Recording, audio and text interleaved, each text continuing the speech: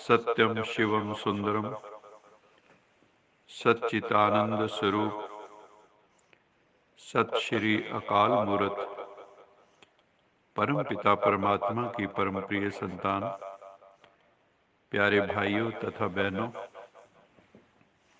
आज 1 फरवरी 2022 की मुरली मंथन से पूर्व यश जी को निवेदन कर रहे हैं कि वो प्रभु स्मृति का एक गीत सुनाएं। ओम शांति। सत्यं शिवं सुंदरं संसारसारम् अभयं करं दुःखहरं करुणावतारं ज्योतिर्मयं स्वयंभू प्रकृतिसुधारम् शिवस्मरामि जगतस्वामी निर्विकारम्। इस जग से अलग होकर रूह उस रब से रूह हरिहान करो। जो ध्यान तुम्हारा रखता है, तुम भी उसका कुछ ध्यान करो। होकर विदेही चुपचाप बहोश शिव की नेह की धारा में आत्म पंछी को उड़ने दो जो बंद है तन के कारा में। शिव परमात्मा की दरस परस का सरस सरस रस पान करो। जो ध्यान तुम्हारा रखता है, तुम भी उसका कुछ ध्यान करो। कर्मों के बंधन बंध जाते हैं, जो जाने अनजाने में है राजयोग की अग्नि सक्षम, उसको भस्म कराने में। अवढर दानी से वर पाकर निज का पर का कल्याण करो। जो ध्यान तुम्हारा रखता है, तुम भी उसका कुछ ध्यान करो। सत्यं शिवं सुंदरं संसारसारम् अभयं करं दुःखहरं करुणावतारं ज्योतिर्मयं स्वयंभू प्रकृतिसुधारं शिवस्मरामि जगतस्वामी निर्विकारम्।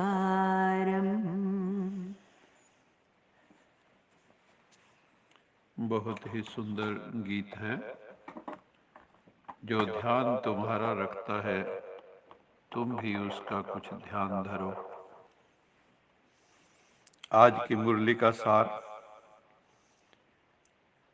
शिव पुराण में लिखा है कि भगवान शिव ब्रह्मदेव की भ्रिकुटी से प्रकट हुए और ब्रह्मदेव विष्णु जी की नाभि से उत्पन्न कमल पुष्प से प्रकट हुए। इन सब बातों के आध्यात्मिक अर्थ हैं जो परमपिता परमात्मा ने हमें बताए हैं। वास्तव में परमपिता परमात्मा को सृष्टि का क्रिएटर कहा जाता है। इसी तरह ब्रह्मदेव को भी, ब्रह्मा को भी सृष्टि का क्रिएटर माना जाता है। सच्चाई ये है कि परमपिता परमात्मा निराकार शिव प्रजापिता ब्रह्मा के द्वारा नई सृष्टि की स्थापना करते हैं। उनके तन में प्रवेश करके नई सृष्टि की स्थापना के लिए ईश्वरी ज्ञान और सहज राजयोग मानवता को सिखाते हैं। नई सृष्टि की स्थापना अर्थात न्यू वर्ल्ड ऑर्डर की स्थापना, which is based on values and divine virtues. कलयुग में सृष्टि तमो प्रधान बन जाती है, हम सब जानते हैं। विकारी बन जाती है सृष्टि, नर नारियों के मानस अपवित्र बन जाते हैं। इसी को धर्म गलानी का समय कहा जाता है, जब संसार में अधर्म का बोल बाला होता है, पापाचार, अनाचार, दुराचार चारों ओर पसरा होता है। सब धर्म आपस में लड़ते झगड़ते रहते हैं, सब अपने को सुपीरियर और दूसरे को इन्फीरियर समझते हैं। सही अर्थों में धर्म की पालना कोई नहीं करता। वास्तव में धर्म तो दिव्य गुणों की धारणा को कहते हैं, धार्यति इति धर्म। लेकिन हम वास्तविक धर्म को भूल गए हैं। हिंदू, मुस्लिम, सिख, ईसाई, इन धर्मों में हम उलझ के रह गए हैं। जो आत्म धर्म है, जो सत धर्म है, जो आत्मा से उपजा धर्म है, शांति, आनंद, प्रेम, ज्ञान, शक्ति, पवित्रता, उसे हम भूल गए हैं। ऐसे समय पर परमपिता परमात्मा आकर सत धर्म की स्थापना करते हैं। सत धर्म की स्थापना करते हैं प्रजापिता ब्रह्मा के द्वारा और अधर्म का विनाश करते हैं शंकर जी के द्वारा। उसके लिए बहुत एटम बम वगैरह बने हुए हैं और सत्य की जो पावन सृष्टि बनती है, जो परमपिता परमात्मा क्रिएट करते हैं ब्रह्मा के द्वारा, उसकी पालना विष्णु जी के साकार रूप लक्ष्मी नारायण के द्वारा करवाते हैं। इस समय वही कार्य चल रहा है। ब्रह्मा मुख वंशावली ब्राह्मण हम बच्चे इस कार्य में परमपिता परमात्मा शिव के सहयोगी हैं, पिता श्री ब्रह्मा के सहयोगी हैं। शिव बाबा और ब्रह्मा बाबा की तरह हमें भी निराकारी, निर्विकारी, निरहंकार बनने का आदेश परमपिता परमात्मा ने दिया है कि बच्चे अपने निराकारी स्वरूप में स्थित हो जाओ, निर्विकारी बन जाओ।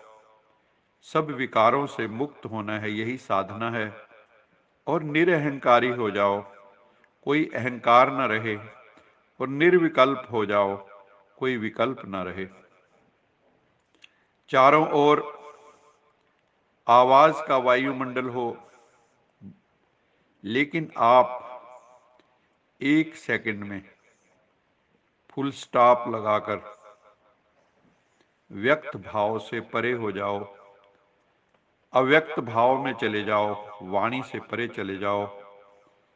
एकदम जैसे कि ब्रेक लग जाए, जैसे फुल स्पीड पे गाड़ी जा रही हो और लाल बत्ती आ जाए तो एकदम ब्रेक लगा देते हैं। तो बाबा कहते हैं ऐसे संकल्पों को भी ब्रेक लगाना आना चाहिए। तब कहेंगे अव्यक्त फरिश्ता, इथीरियल एंजल व अशरीरी बॉडीलेसनेस की स्टेज।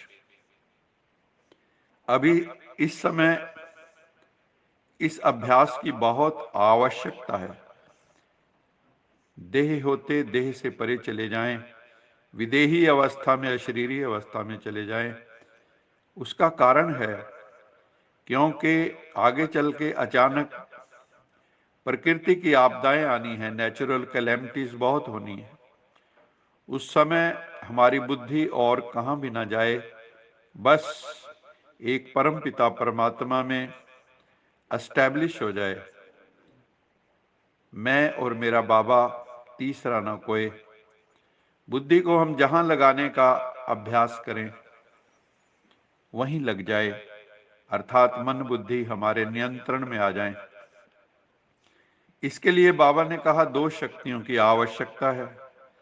एक, हमें समेटना आना चाहिए, क्योंकि बुद्धि को हमने बहुत फैला दिया है विस्तार में। वहां से हमें उसको एकत्रित करना है, समेटना है और फिर समाना भी है। बहुत बातें आएंगी, उनको अपने भीतर संभालो, लेकिन संकल्प ना चलने दो, ना ही उसका वर्णन करो, तभी हम उड़ती कला में जा सकेंगे।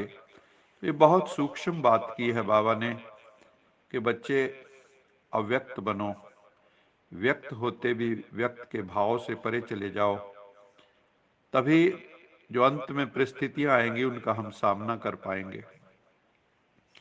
इस दुनिया में 4 प्रकार की मत है। एक है अपने मन की मत पे चलना, मन ने जो कहा हमने मान लिया, उसके पीछे चल दिए। दूसरी है गुरु मत। संसार में अनेकानेक गुरु हैं, उसमें भी उत्तम मध्यम कनिष्ठ गुरु हैं। उनकी मत, कई गुरु अच्छा मार्ग बताते हैं, कई जगह दुर्गति भी हो जाती है। अंधे गुरु लालची चेला, बीच नरक में ठेली ठेला।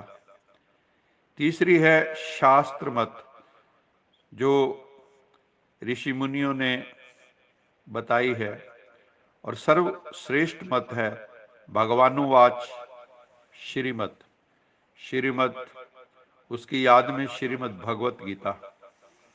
अब विचार की बात है, मनमत, गुरुमत अथवा शास्त्र मत सभी आत्माओं की मत ठहरी। सबसे ऊंची मत है परमपिता परमात्मा द्वारा प्रदत्त श्रीमत, क्योंकि श्रीमत है भगवानुवाच। श्रीमत है केवल एक भगवान की, श्रीमत है उस पतित पावन की। इसलिए हमें जो गुरुओं के गुरु, शास्त्रों के सार को जानने वाले परमपिता परमात्मा की श्रीमत पर चलना चाहिए। श्रीमत हमें दैवी गुणों से संपन्न श्रेष्ठ श्रेष्ठ मनुष्य, देवी देवता बना देती है। परमपिता परमात्मा है निराकार, उनका दिव्य अवतरण होता है कलयुग के अंत, सतयुग के आदि के समय पर, जिसे हम पुरुषोत्तम संगम युग कहते हैं, जहां पर पुरुषोत्तम, पुरुष से हम पुरुषोत्तम बनते हैं, मनुष्य से देव बनते हैं। परमपिता परमात्मा किसी माता के गर्भ से जन्म नहीं लेते, ये हमें याद रखना चाहिए, बल्कि वो एक साकार मनुष्य का आधार लेकर परम धाम से इस धराधाम पर अवतरित होते हैं सद्धर्म की स्थापना के लिए। श्रीमद् भगवत गीता में भी है, अवजानन्ति मामूढ़ा मानुषी तनमाश्रितम परम भावम जानन्ते मम भूत महेश्वरम, के मैं प्रकृति का आधार लेके, साधारण मानवी तन का आधार लेके आता हूं, लेकिन कई मूढ़मती लोग मुझे ना पहचानने के कारण कुछ भी बोलते रहते हैं। जिस तन में परमपिता परमात्मा अवतरित होते हैं वो है सच्चे अर्थों में भागीरथ, अर्थात भाग्यशाली रथ। शास्त्रों में दिखाया है भागीरथ ने संसार में गंगा को लाया। वास्तव में भागीरथ ब्रह्मा ही है, जिनके मुखारविंद से शिव बाबा ज्ञान की गंगा प्रवाहित करते हैं। सन्यास बाबा ने कहा 2 प्रकार का होता है। एक है हठ योग सन्यास, जो सन्यासी घर बार छोड़कर चले जाते हैं। दूसरा है राजयोग, बेहद का सन्यास है, लेकिन ये घर गृहस्थ में रहते हुए हम सन्यास करते हैं, क्योंकि ये विकारों का सन्यास है। घर गृहस्थ में रहना है, घर गृहस्थ का त्याग नहीं, विकारों का त्याग है, विकारों का सन्यास। घर बाहर का त्याग बिल्कुल नहीं करना है। हम एस्केपिस्ट नहीं हैं, हमें अपनी ड्यूटीज को भी करना है।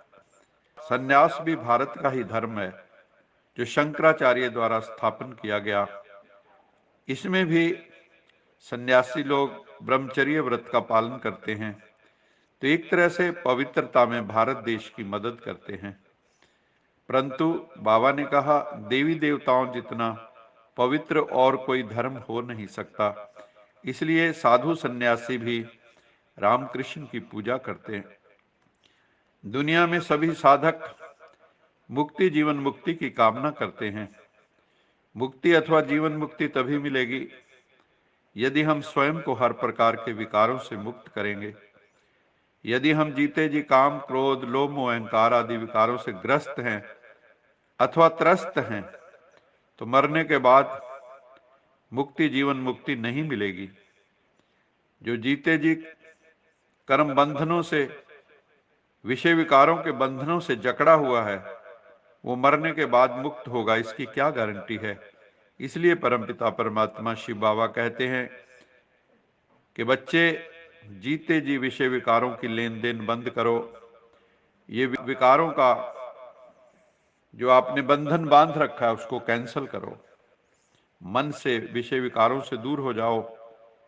कामनाओं की चिता से उठकर ज्ञान योग की चिता पर बैठो, तो आत्मा पवित्र हो जाएगी, निर्मल हो जाएगी, आत्मा मुक्त हो जाएगी। आज का स्लोगन है, खुशी की खुराक खाते रहो तो मन और बुद्धि शक्तिशाली बन जाएंगे। क्योंकि कहा गया है, खुशी जैसी खुराक नहीं, गम जैसा रोग नहीं। तो हर समय प्रसन्न रहना है, मौज में रहना है, खुशियों में रहना है, तो मन और बुद्धि उससे पावरफुल बन जाएंगे, शक्तिशाली बन जाएंगे। और जो हर वक्त रोते धोते रहते हैं, उनके मन बुद्धि भी फिर कमजोर हो जाते हैं। जो नेगेटिविटी में जीते हैं, उनके मन बुद्धि कमजोर हो जाते हैं। इसलिए बाबा कहते हैं, खुशी की खुराक खाते रहो, खुशखबरियां सुनाते रहो, तो मन और बुद्धि शक्तिशाली बन जाएंगे। अच्छा, मीठे मीठे से खिले दे बच्चों प्रति माता पिता बाप दादा का याद प्यार, गुड मॉर्निंग। रूहानी बाप की रूहानी बच्चों को नमस्ते। हम रूहानी बच्चों की रूहानी माता पिता बाप दादा को याद प्यार, गुड मॉर्निंग और नमस्ते। सदा रहो हंसते, कहीं नहीं फंसते, बन जाओ फरिश्ते, बांध लो अपने बसते चलो प्रभु के रास्ते। वाहिगुरु जी का खालसा, वाहिगुरु जी की फतेह। बोल साचे दरबार की जय। जय। लोका समस्ता सुखिनो भवन्तु। लोका समस्ता सुखिनो भवन्तु। लोका समस्ता सुखिनो भवन्तु।